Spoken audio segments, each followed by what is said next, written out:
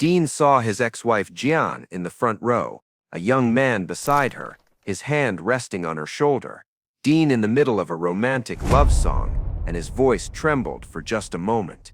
Wait, 'cause how Dean finished that song and what he did for Jian didn't just show how professional he was, it showed everyone how deeply he still loved her. The second time around wasn't supposed to hurt. Dean had sung it 100 times, maybe more, in rooms just like this one. Dark corners lit by table candles, cigarette smoke drifting under amber spots, the orchestra tight and smooth behind him. It was a good song, safe, the kind that let him coast through the middle of a set while people finished their drinks and leaned back into their chairs. He'd been doing this for so long that his body knew the notes before his brain did. Muscle memory carrying him through verses while his mind drifted to tomorrow's tea time or whether the Dodgers would cover the spread. The Sands showroom was packed tonight. Every table sold out. Standing room only at the bar. Tuesday night in March, nothing special on the calendar. But word had gotten around that Dean was in top form lately, and people wanted to see it. The kind of crowd that tipped well and laughed at the right moments and made his job easy. 400 people, give or take, all dressed up and ready to be entertained. He'd opened with Ain't That a Kick in the Head, got them loose and happy, then slid into Memories Are Made of This while they were still warm. Standard stuff. He was barely thinking about it, just letting the routine carry him forward the way it had 1,000 times before.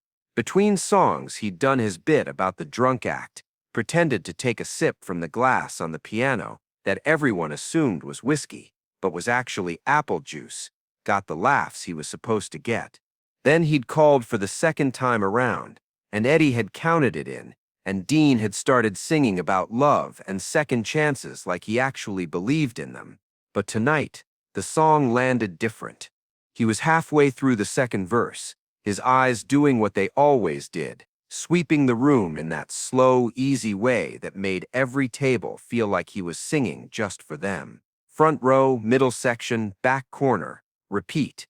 A smile here, a wink there, selling the fantasy that Dean Martin knew you personally and thought you were swell. It was the job. He was good at it. Then his eyes hit the front row, table 7, and everything stopped. Not his voice. His voice kept going, because his voice was a professional and didn't wait for his heart to catch up. But everything else, the easy rhythm, the automatic charm, the distance he kept between himself and the words he was singing, all of it collapsed in the half-second it took his brain to register what his eyes were seeing. Jian. His Jian. Except she wasn't his anymore, hadn't been for 3 years, but his chest didn't seem to have gotten the memo, because it locked up tight the moment he saw her face in the candlelight. She looked exactly the same. Same dark hair swept back off her shoulders. Same way of holding her chin when she was listening to music. Same small smile that meant she was enjoying herself but didn't want to make a show of it. She was wearing something green, emerald, maybe, or hunter green. He couldn't process the details through the sudden tunnel vision, and she looked happy. That was the part that hurt most. Not angry happy or proving something happy, just happy. Relaxed. The kind of ease she used to have with him back in the early days, before everything got complicated. Before the touring schedule became a wall between them. Before the late nights and the drinking jokes that weren't always jokes. Before the long silences over breakfast became the whole marriage, instead of just the rough patches they promised each other they'd work through. He remembered their first anniversary. They'd been broke, barely scraping by on his club dates, and he'd bought her a single rose with money he should have spent on gas. She'd cried, told him he was an idiot, kissed him anyway. That was Jian, practical and romantic in equal measure. The kind of woman who could balance a checkbook and still believe in grand gestures. She'd believed in him when nobody else did. When the comedy duo with Jerry was falling apart, and everyone said Dean would disappear without the funny man to prop him up, Jian had looked him in the eye and said, "You're going to be bigger than all of them. You just have to trust yourself." He'd trusted her more than he'd trusted himself.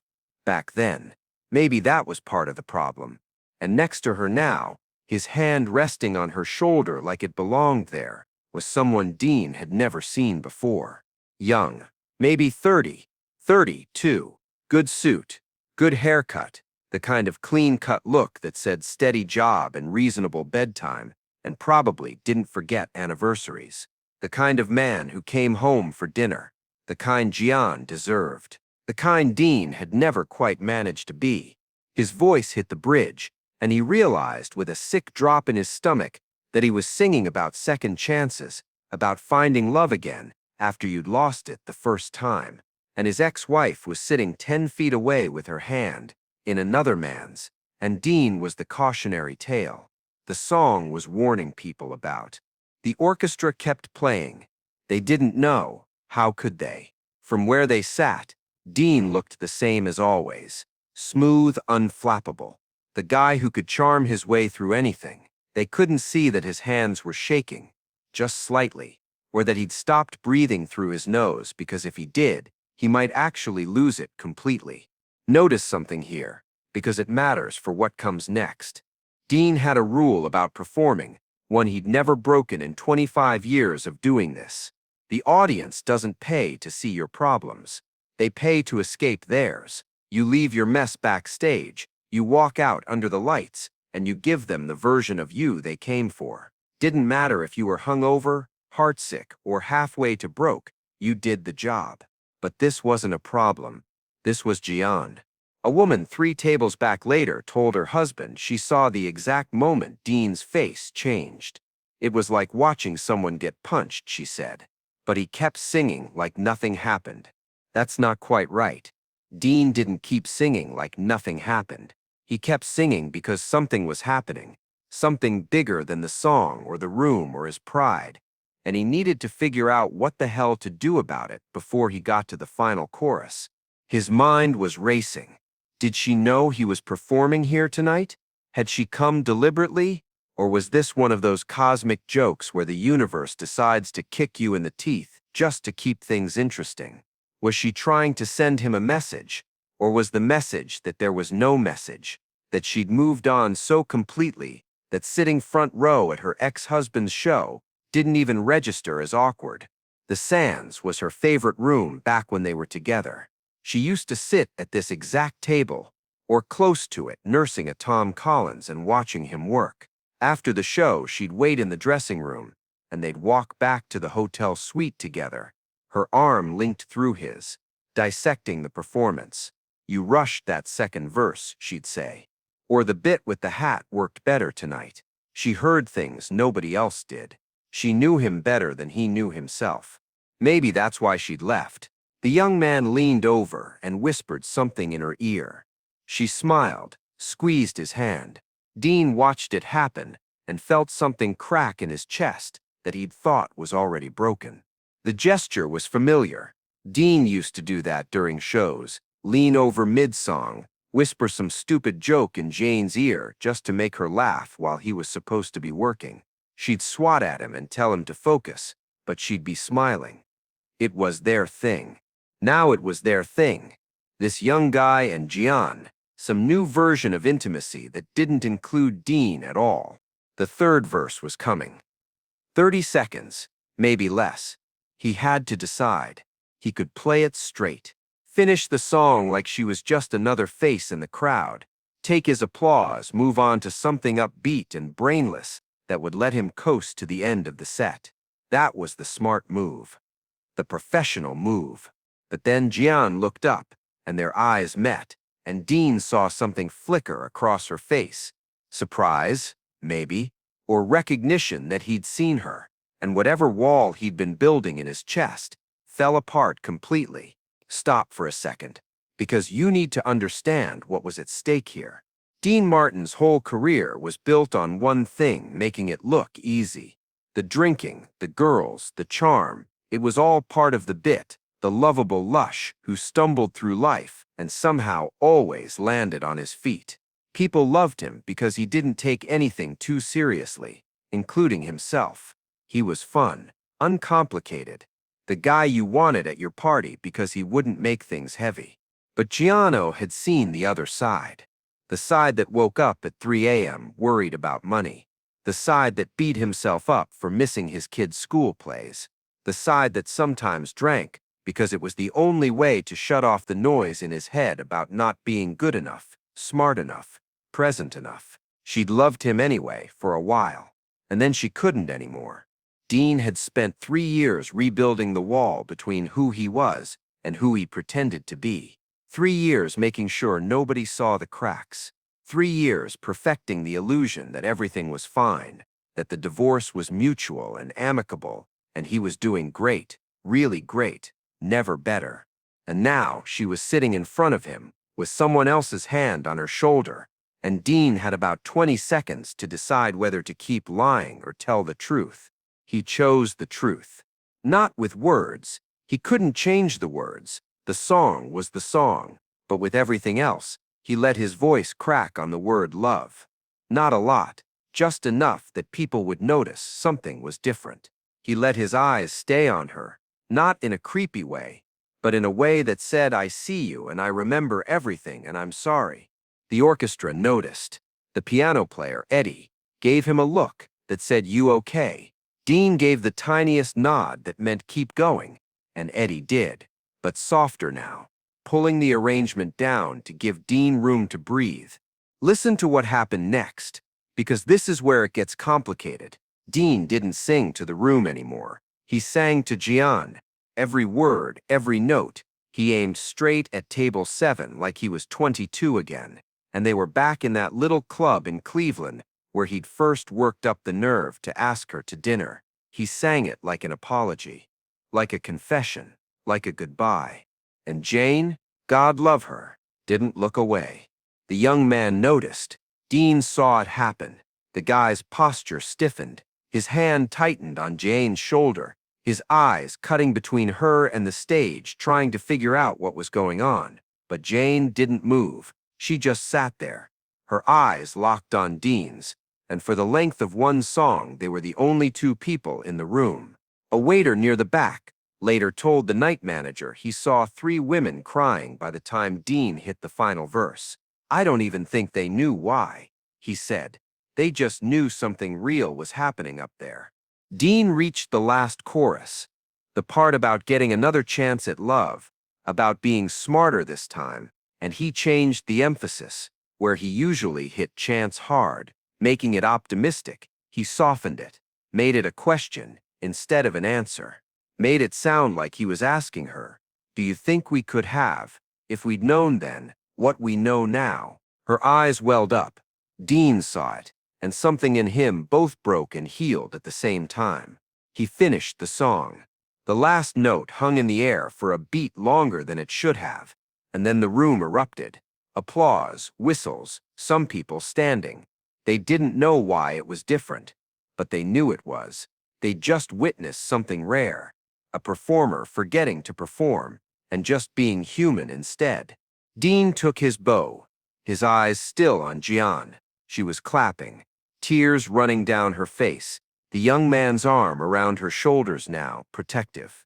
Dean understood. The guy wasn't a threat. He was what Gian needed. Stability, presence, someone who showed up. Dean couldn't begrudge her that, but he could give her one more thing. He walked to the edge of the stage, which he never did during a song break, and reached into his pocket. He pulled out his pocket square, white silk, monogrammed with his initials in navy thread, the one Gian had given him on their 5th anniversary, with a card that said, so you'll always have something classy on you. He still carried it. Every show, every single one. It was stupid and sentimental, and he'd never told anyone, had waved off the questions when people asked why he never actually used it as a pocket square, but now seemed like the time to let it go. He looked at her, and she knew. Her hand went to her mouth. The young man beside her stiffened, confused, not understanding what this small piece of silk meant, or why the woman next to him had suddenly started crying harder. Dean looked at Gian, and then at the young man, and made a decision that surprised even himself. He folded the pocket square carefully, walked to the very edge of the stage where the lights were hot enough to make him squint, and handed it to the young man. Not to Jian. To him. The room went quiet, trying to understand what they were witnessing. A few people in the back stood up to see better. Eddie's hands hung frozen over the piano keys, waiting. Dean leaned down, close enough that only their table could hear, his voice barely above a whisper, but clear as crystal. She likes her coffee with cream and 2 sugars. She pretends she doesn't care about birthdays, but she does. And if she ever tells you she's fine when she's clearly not, don't let it go. Ask again. Keep asking until she tells you the truth, because she will. Eventually, if she trusts you enough. The young man's eyes widened. His throat worked, trying to process what was happening. He looked at Jian, who had tears streaming down her face now, not bothering to hide them anymore, her whole body shaking with the effort of keeping quiet. Then slowly, reverently, he took the pocket square from Dean's outstretched hand. "Take care of her," Dean said, and his voice cracked on the last word, the mask slipping completely for just a second. "She deserves someone who can do what I couldn't." Dean straightened up, gave Jian one last look, a look that said, "I loved you, and I still do, and I'm glad you're happy," and walked back to center stage. The orchestra started the next song, something upbeat, something safe. Dean sang it perfectly, the mask back in place, the consummate professional, but everyone in that room knew they'd just seen something else. Something true. The young man at table 7 tucked the pocket square into his jacket. Jian reached for his hand. They stayed for the rest of the set. Years later, after Dean died, a man called one of those late-night radio shows that took stories about celebrities. He said he'd been at a Dean Martin show in Vegas in '67, sitting front row with his girlfriend. Said Dean had handed him a pocket square with something written on the inside. "Take care of her. She deserves it." He said they got married 6 months later, and that square was in his pocket on their wedding day. He said his wife kept it in a drawer by her bed until she died, and sometimes he'd catch her holding it, crying quietly. He said he never asked why, because he already knew. The night of the performance, after the set ended and the crowd filed out, Dean went back to his dressing room and sat in the dark for an hour. Didn't turn on the lights, didn't pour a drink, though the bottle was right there on the counter where it always was. Just sat there with his hands folded in his lap, feeling the full weight of what he'd just done. The rest of the set had been torture. He'd powered through 6 more songs, all of them feeling hollow and mechanical compared to what had just happened. The crowd ate it up. They didn't know the difference, couldn't tell that Dean's mind was somewhere else entirely, but he knew every note felt like lying. Between songs, while Eddie played fills and the audience chattered, Dean had snuck glances at table 7. The young man had his arm around Jian's shoulders now, no longer just resting but actually holding her, protective. Dean understood the message. The guy wasn't stupid.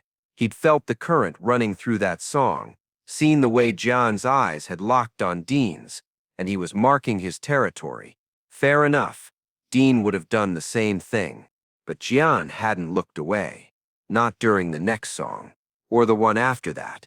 She kept her eyes on the stage, on Dean, and there was something in her expression that he couldn't quite read. Sadness, maybe. Or recognition. Or both. A waitress named Carol, who'd been working the floor that night, told her roommate something strange had happened during the show. "I've seen Dean Martin perform 50 times, she said, and I've never seen him look at anyone the way he looked at that woman in green. It was like everyone else in the room disappeared." Her roommate asked if maybe they were having an affair. "No," Carol said. "It was worse than that. It was like watching someone say goodbye to something they should have held on to." Eddie, the piano player, found him there around midnight. "You okay?" Eddie asked. Dean didn't answer right away. "Then you ever love someone so much that you want them to be happy even if it's killing you?" Eddie nodded. "Every day of my life, pal." Dean smiled at that. Not his stage smile. The real one. The song went okay, Eddie offered. Yeah, Dean said. It went okay. That was the last time Dean sang the second time around in public. He pulled it from his set list the next week, replaced it with something jaunty about cocktails and moonlight. And nobody asked why, but the musicians knew. The ones who'd been there that night, who'd seen what happened when Dean stopped pretending and just let himself feel it. They knew. And sometimes, late in a set when the crowd was drunk and happy, and Dean had that look on his face that said he was somewhere else entirely, Eddie would play the opening chords, just the first two bars quiet under whatever Dean was singing. A reminder, a memorial. Dean never acknowledged it, but he heard it every time. If you enjoyed spending this time here, I'd be grateful if you'd consider subscribing. A simple like also helps more than you'd think. Jana remarried the young man from Table 7. They had 43 years together. Dean never remarried, though he dated. The Pocket Square story eventually got back to him through a mutual friend, and when it did, he just nodded and changed the subject. But on quiet nights, when the shows were done and the crowds were gone, Dean would sit in his dressing room and hum the tune, the second time around, softly, to himself. Not like a performer, like a man who'd loved someone and let them go and somehow found a way to be okay with it. If you want to hear about the night Frank Sinatra found Dean in that dressing room and what Frank said that made Dean laugh for the first time in weeks, tell me in the comments.